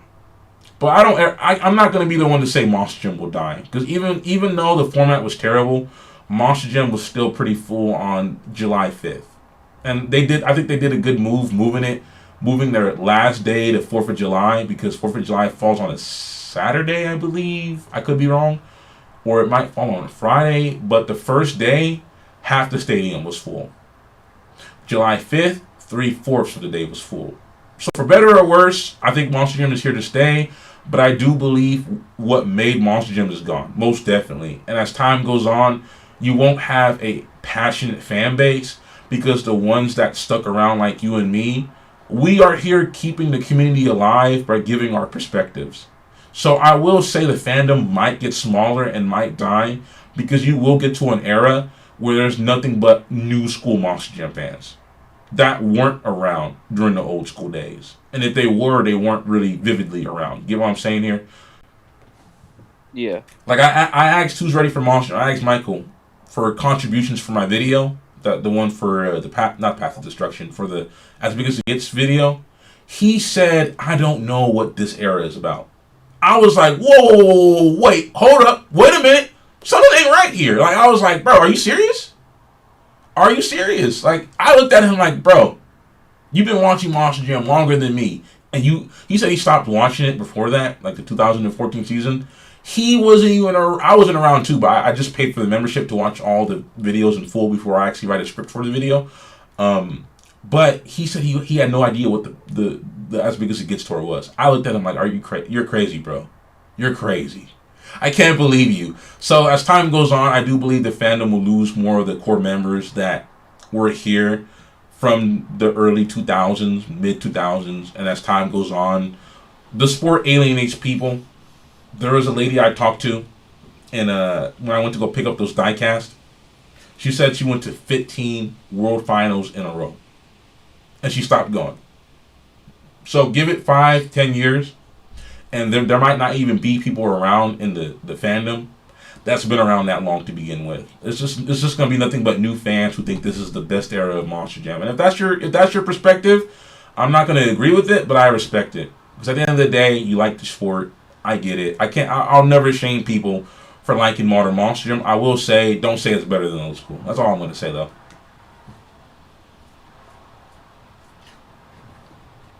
Yeah, it's. I'm trying to gather my words. I mean, I'm actually pretty tired right now. So, is there any last few words you want to say before we end the stream? Yeah. It's just been a crazy road. I just want to say it's been a very crazy road of watching Monster Jam for all these years. Um, 2006, um, on Speed with that 2005 episode rerun of Dennis doing that crazy freestyle in Minneapolis, where it all started for me. What year? And that was 2005. Yeah, they had a rerun from the 2005 event of Minneapolis, the one where Dennis blew the motor and the whole Minneapolis was like covered in smoke. Um, God damn. and then that's where it kind of started for me, watching it on TV, and then eventually getting the toys, getting the games, and then going to the Izod Center for my first show in 2008, and then it just kept going from there. And then seeing the death of old Monster Jam into as big as it gets, and then seeing the death of that and going into modern Monster Jam, and then starting to see, um, like, some bit of criticism start to seep through, but I still stuck around for all that time, kept going, and then eventually got to this year, or 2023 actually, and I thought I had enough, but then realized there was still more life left. But with this whole year, 365 days near, like close to it, close to a year, we still have about a month and a half left. But after just about nearly an entire year, I've never seen this amount of backlash, this amount of a shift in really the sport and the fan base like ever, and it's sad. It really is. And now, continuing on, as we said, there's going to be new fans down the road. Honestly, in terms of fans like us, or fans like the photos that I showed in my video, or even people who are like legitimately interested in Monster Jam as a person who is either an older kid or a teenager, young adult, old adult, or even somebody who's just about reaching maybe 60 or 70. These fans, I feel, in my opinion, are slipping. We're not going to get these fans anymore. They are quitting month by month. We're seeing people dip. And I've never seen it this fast, this aggressive, but we're starting to get to this point.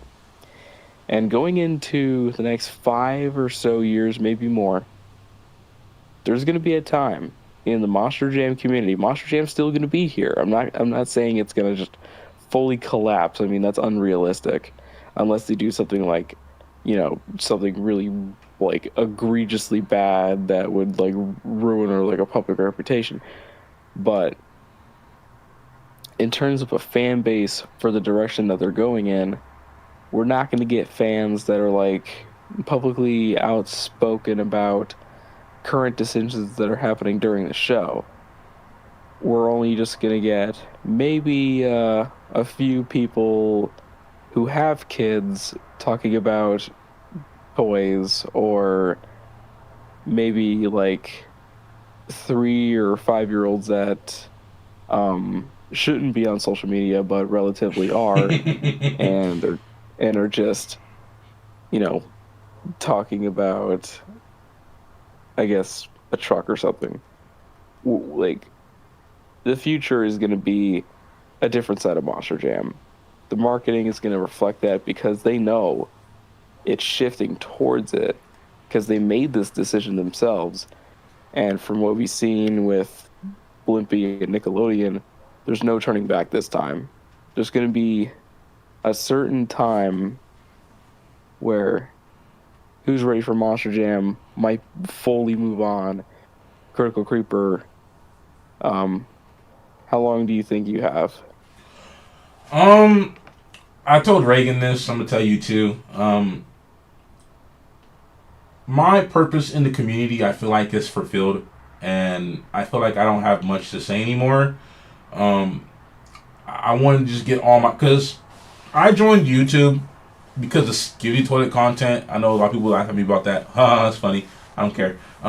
But so when the format came out, I didn't even know people like Tim Horn existed. I never knew people like Clear Sky existed. The big YouTubers, nothing against them. Monster Talk, I love Monster Talk. I actually met him last year. Jackson, very good dude. I even said in my video that I'm not sending shots to anyone. These are just people I feel like aren't really voicing their opinions as much.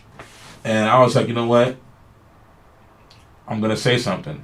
And I wanted to say something because, and like I said, I didn't know people were already doing this because I'm not trying to be disrespectful to them. Their channels aren't as big. Like Monster Jam Fans channel, those videos barely have any views. Tim Horn's videos don't really have some views anymore. Like Tim Horn came around in an era where there wasn't really much people making YouTube content. Like Jackson wasn't even around. People like Eric Fording were around. Off Track wasn't around. There was a lot of people who weren't around in that era, which is why back in the day, Tim Horn really ran the show. People like Clear Sky ran the show. But I came around because I was just like, I would voice my opinions on the Reddit. Like, what's with these tracks, man? Like Orlando Camping World Stadium. There is that track that they would remove the step up, the blue track for I don't know what stadium tour it was. I think it was Stadium Tour. I don't think it was West. I think it was East with the blue track. East, yeah. Yeah. So that track was one of the weakest tracks I've ever seen in Monster Jam history. Like the step up made it lively, but when they would remove it, it was boring. So I saw a picture of Camping World Stadium, and the step up wasn't gone, or the step up was gone. And I made a Reddit post on the subreddit for Monster Jam. You can still see it. I was like, how do people look at this track and get enjoyment from this shit? Like literally, like how do you guys get enjoyment? And there wasn't people, in my opinion, criticizing the sport. And the reason why I like Who's Ready for Monster Jam is because he at least every now and then would show peaks of how he really feels. And that's what made his channel different. And that's why I like people, and I'm going to give him another shout out. This is why I like people like Mike Trapper. Because at least Mike Trapper is an objective fan. He can say something that's like true, but it doesn't take the enjoyment out. And that's why I like him. I like you, Mike Trapper, if you're still watching it. Because he's an honest fan. He's honest. He still likes Monster Jam, but he can see the concerns from the community, and he can voice them out himself. So I came onto YouTube because I just wanted to voice my opinions. I don't believe I'll be making as much Monster Jam content anymore in the near future because I want to talk about other things. I even said it on my community post long time ago when I made my first Monster Jam video. I had a lot of subscribers join me, and I said I'm not a Monster Jam channel. I'm not a Monster Jam channel. I just was crazy about the amount of love and the amount of subscribers and the amount of attention I was getting, and it was surreal. And I'm like, you know what? There is a lot of things I want to say about Monster Jam, so I will say it. But once I run out of things to say, I'm not going to be around no more. Like, there are videos I can make, like top 10 maximum destruction schemes or top 10 Avenger World Final schemes. Like, I do want to make those videos, but in my opinion, that would be me milking the community, knowing I'm not as passionate in those. Because yeah, as a Monster Jam fan, those are cool videos to see, but I want to give people a different perspective. And people like Jackson, you don't see Jackson making videos as much anymore. Jackson was one of the only ones keeping the community alive. You have Off Track Productions, which I think is doing a very great job of adding something new to the community. He's going to be around for a long time. You could just see the kind of videos he'll make, where it's like he can talk about Avenger. He could talk about his next video he teased was what do they call it? What was it? A Destroyer video. Like there's so many things I know that man could talk about. So I think he will be this generation, the next generation's video to go to for Monster Jam content. Who's ready for Monster Jam? His content is just commentary videos. Like, yeah, bro, that's cool. But he did mention and tease the fact that he was gonna make a season 2026 season review. Not review, but like how he feels about it. But he never went back to it. And it's just that there isn't much people, if anything, in the community that's giving their overall honest thoughts. And I think this will be the last year. Once I get the last few videos I have in mind out, that's it. Like I don't think I'll be making Monster Jam content next year at all. I want to grow my channel. I want to talk about Minecraft. I want to talk about Infamous.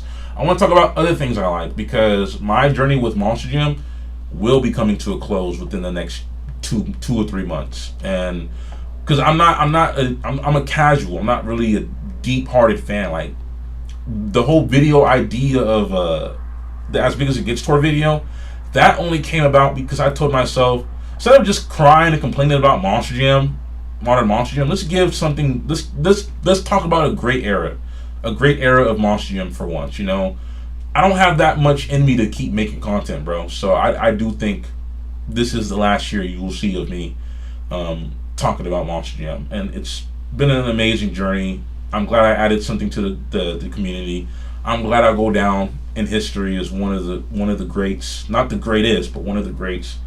And I hope you guys enjoy me while I'm still here, because I will be leaving here pretty shortly. There you go. Yeah, that's pretty much what I was gonna get to. Like, there's only a few fans left.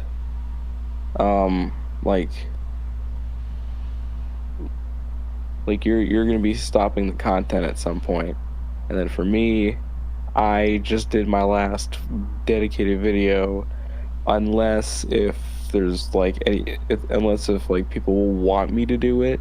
But if not, then I just won't do any more Monster Jam videos, because I've just fully lost interest. But you only got a few fans left. And the community, especially on YouTube and whatnot, has already shrunken. And even some of the other creators on the Monster Truck space are focusing on indies more than Feld. And yeah, in terms of people who are just doing solely Monster Jam content, you're only going to get a few far in between, more than any other time that I've followed. Because I've been watching Monster Trucks on YouTube since when I was little, in my old home where I live, and that was like 2007, I think. Because I remember getting the Gravedigger 25th anniversary wallpaper on my old computer, and it really is sad that I've seen the amount of people uploading at the time being so high, and it was just a lot of people going to shows and whatnot, and then eventually it turned into full-fledged videos. And now we go into this time where indies are like the only ones that a lot of people are covering, and then the people who do cover Monster Jam can't record the events anymore. So in terms of people doing project videos, you only have a few left. And once they leave, who's left? Nobody left.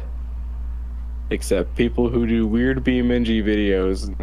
I'm not gonna name names, but I noticed we're getting a lot of weird content farms around here. Ain't looking pretty, but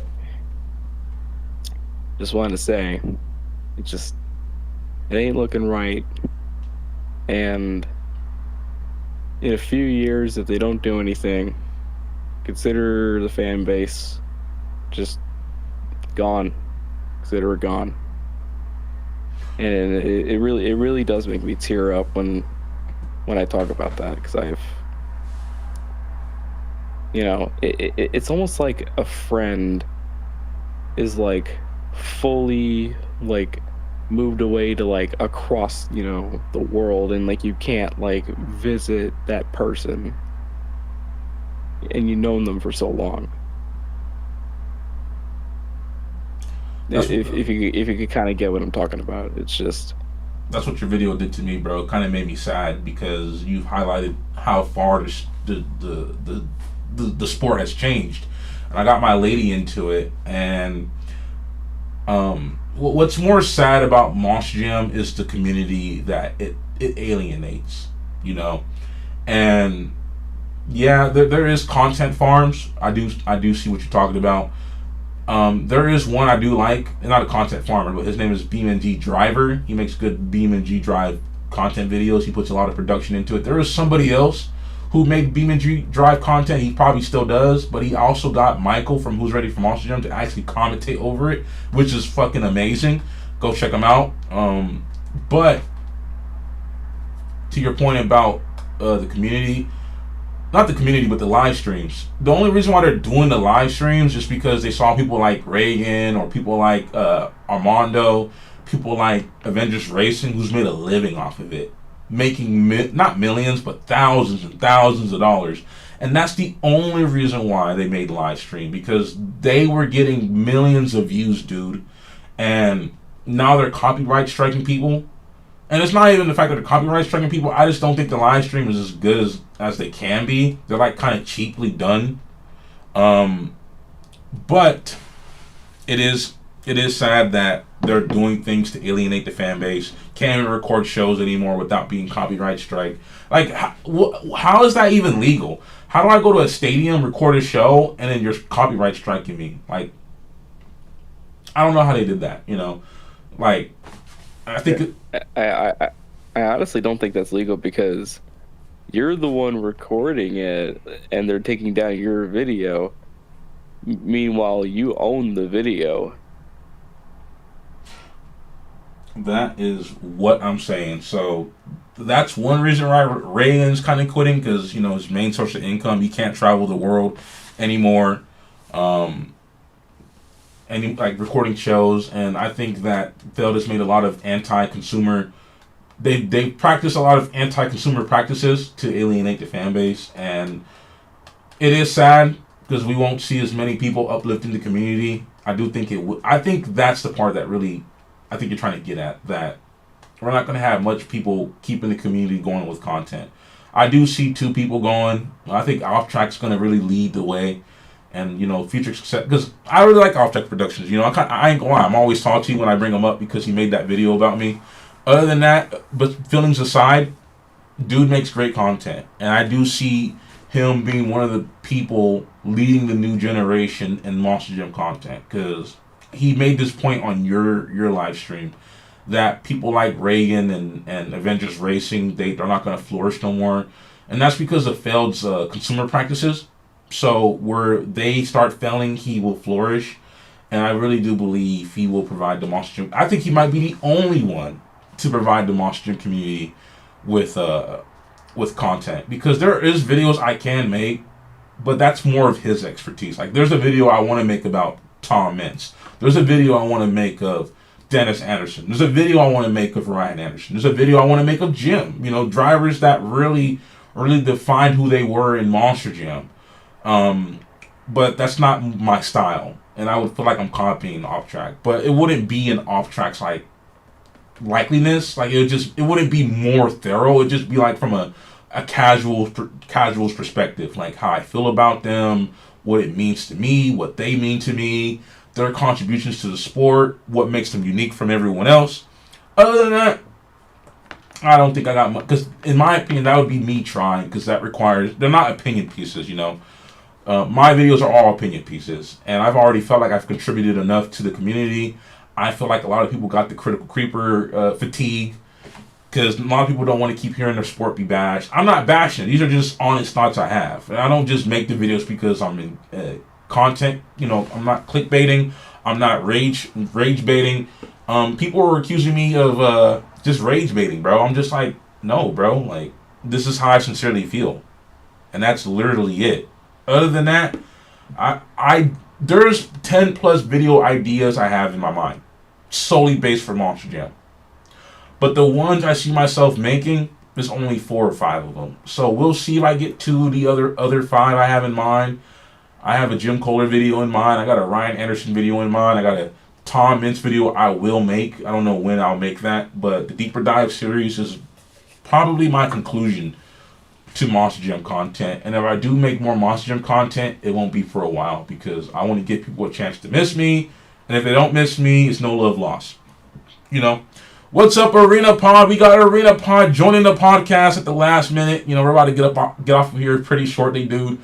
Should I invite Arena Pod? I don't know. Cause I'm about to go get some food here in a bit and go out and go get.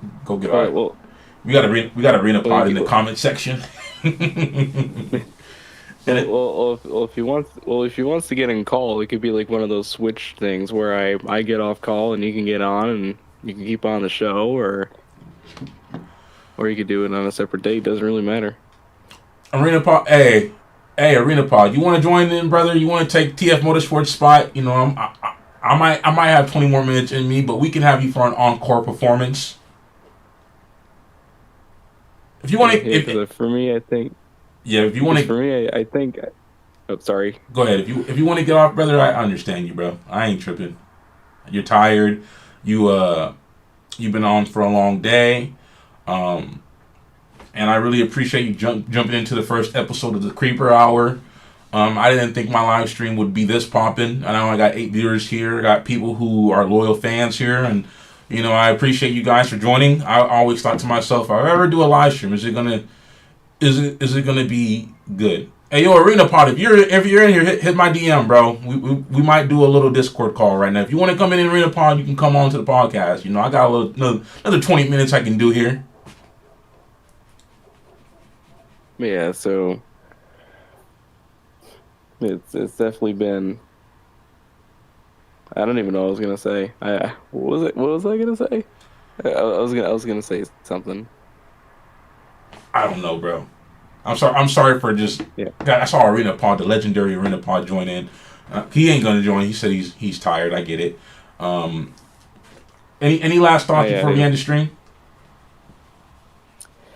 Well, yeah. Well, I already kind of built up on the one that I said, which was pretty much, for the people who are left, just good luck, I guess. But in terms of the future, well, I'm going to make sure that I keep things positive in the future. I got some trips planned, got some shows to go to, and I got some great things coming up next year. And hopefully, I'm going to try to support the community as much as I can, though. For the people who are left and that care about, the,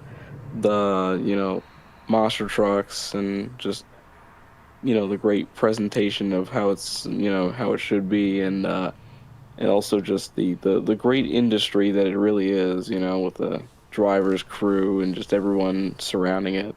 I'll support all those guys.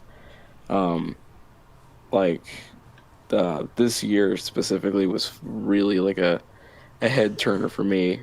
Like, I got to go to all these different shows, meet a bunch of people, form connections, and just, make friends.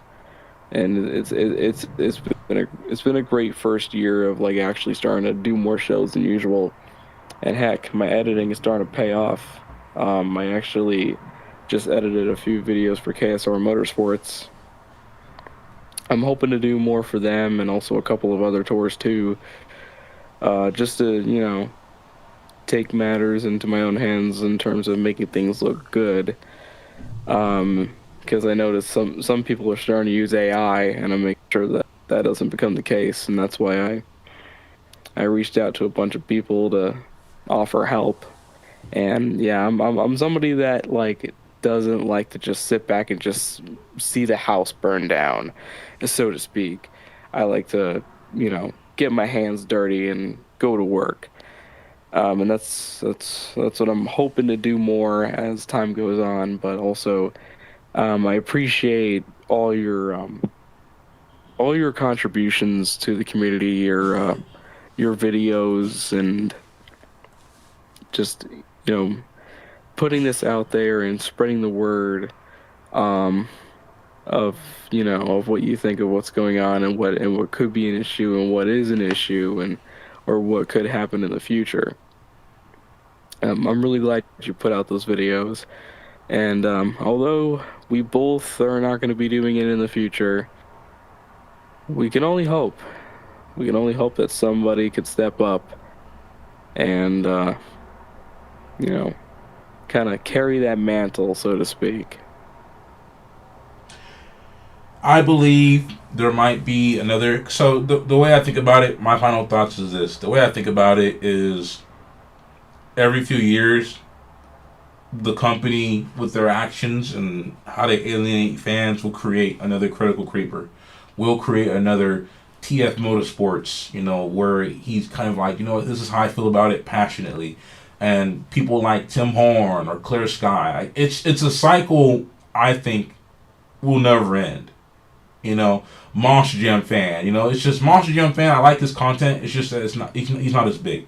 Like he has great content on his channel, but it's just out there in the rough. Just gotta find it really, because I didn't even know he existed. I didn't even know Tim Horn existed. Tim Horn's been commenting on some of my videos, and he asked about an interview one day, and I was just like, this is a nobody, right? And then someone told me about Tim Horn in the Discord. I'm just like, okay, wait. Let me click on his profile. Oh, he got some Monster Jam content on here. God damn. So it's like, I didn't know who he was. I just thought he was just a rando commenting. So every few years, we'll get people who come out, and if they make a splash, we'll notice them. But we are losing people in the community, and we do have some, as I mentioned earlier, who will carry this community into the next era. But that's all I gotta say, man. I want to tell everyone here, thank you for joining the live stream. Thank you for enjoying me and TF Motorsports talking and rambling on how we feel about Monster Jam and the future of Monster Jam. It was a good first stream. It was very, very great stream. I was not anticipating the chat to get lively these last few minutes. It's really popping here. And I really appreciate you guys. I know it's just 10 people here, but I really appreciate all you guys. Arena Pod, Rich Boy, Dolphin Master, R&R Stadium Championship, Lizard 2, Mikey. We had Monster Jam RC join here in the previous 20 minutes. And we had Mike Triper here earlier, but he's not here no more. I don't think so. But I want to appreciate all you guys for joining the first inaugural Creeper Hour. We might see a few more. I might get Rich Boy on here maybe one day. I know Arena Pod's going to be another person I would like to get onto this podcast that's live. And I want to thank each and every one of you guys. And I want to thank you, TF Motorsports, for sticking it out. I know you're tired. Thank you for your contributions to my live stream. It was a really good conversation, man. Yeah, of course. And I'm always open to get back on here if you ever want to talk about anything else. Video game stuff, kind of 50-50, but anything really motorsporty, I think I'll be okay with. For sure. And let me give a little shout out to this guy right here, Lizard number 2. Happy early birthday. It's on the 17th. Shout out my boy Lizard 2. Give him a good happy birthday. How are you turning, Lizard, before we get off of this?